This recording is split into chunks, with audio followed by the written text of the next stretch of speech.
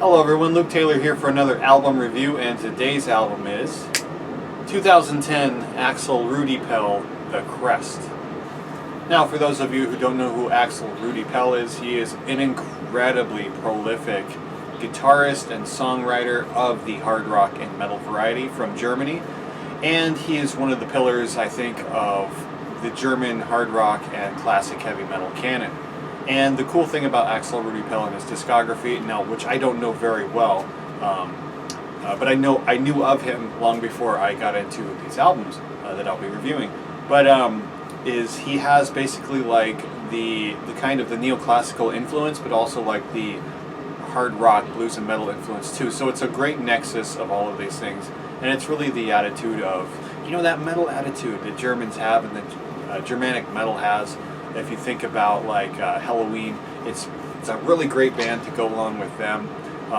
Different things like Scorpions, Michael Schenker Group, all that kind of vein, you know, that kind of German attitude, metal attitude. Of course, there's a lot of other bands, but those are just ones that I know pretty well. So that's it. The Crest from 2010 is an incredibly awesome, almost a throwback style album. If you're a big fan of like someone like back in the day, like Yngwie Malmsteen, and you have more of the classical inspired themes and more of the neoclassical inspired shred music, but also somebody more like more modern like Gus G.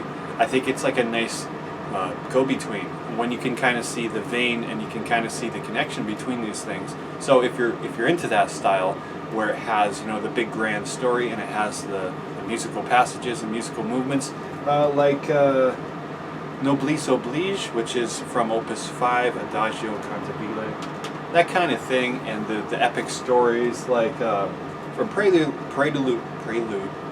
of Doom into Too Late, into Devil's Own, into Prisoner of Love, into Dreaming Dead, Glory Night. It's like the flow is almost like a film, and I really appreciate that. I appreciate the effort, especially, you know, doing so many albums. I believe this is his 14th studio album, and that's just incredible when you think about it.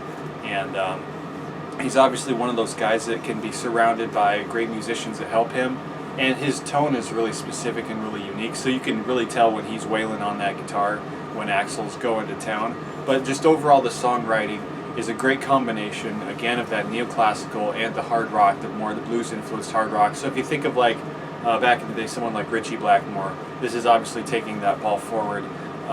And again, it's not as kind of self-indulgent as like an Yngwie Malmsteen style, and not as modern as like, say, like a Gus G or something, or like a Jeff Loomis.